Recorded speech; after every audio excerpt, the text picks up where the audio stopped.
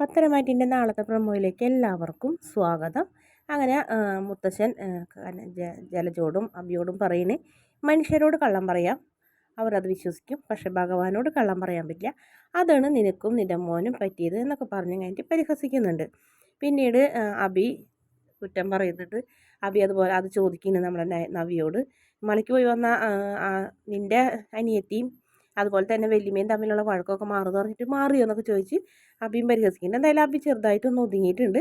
പിന്നീട് നമ്മുടെ ജലജ പറയുന്നു നവ്യനോട്, കുടുംബത്തുള്ള ആണുങ്ങൾ മലയ്ക്ക് പോകുമ്പോൾ വ്രതമെടുത്ത് നൊയമ്പ് നോറ്റ് കള്ളൊന്നും പറയാതെ പെണ്ണുങ്ങൾ ഇരിക്കണം വീട്ടിലുള്ള, അതുകൊണ്ടാണ് എൻ്റെ മോൻ ഇങ്ങനെയൊക്കെ സംഭവിച്ചതെന്നൊക്കെ പറഞ്ഞ് ആ കുറ്റം നവ്യയുടെ തലയിലിട്ട് കൊടുക്കാൻ നോക്കുന്നുണ്ട്. പിന്നീട് നമ്മുടെ നയനനെ കാണിക്കുന്നുണ്ട്. നയന അതായത് പ്രത്യേകിച്ച് ഒന്നും സംഭവിച്ചിട്ടില്ലല്ലോ എന്നൊക്കെ ആദർശ് പറയുമ്പോൾ, അതൊന്നും ഭൂതവും ഭാവിയൊന്നും നമ്മൾ നോക്കണ്ട, വരുന്നത് പോലെ തന്നെ നടക്കട്ടെ എന്ന് ചോദിക്കുന്ന, പിന്നെ തനിക്ക് വീട്ടിലേക്ക് വന്നൂടെ എന്ന് ചോദിക്കുമ്പോൾ ആദർശിൻ്റെ തോളിലേക്ക് ഇങ്ങനെ ചാരുന്നുണ്ട് നയന. അതുപോലെ തന്നെ വീട്ടിൽ അനന്തപുരി തറവാട്ടിൽ നയനമോളുടെ കാര്യം ഭയങ്കരമായിട്ട് പറഞ്ഞുകൊണ്ടിരിക്കുന്ന എല്ലാവരും നയനയുടെ മഹാത്മ്യം മാത്രം മുത്തശ്ശൻ ഇങ്ങനെ പറഞ്ഞുകൊണ്ടേയിരിക്കുന്ന ഒരു ഭാഗമാണ് പ്രൊമോയിൽ കാണിച്ചിട്ടുള്ളത്.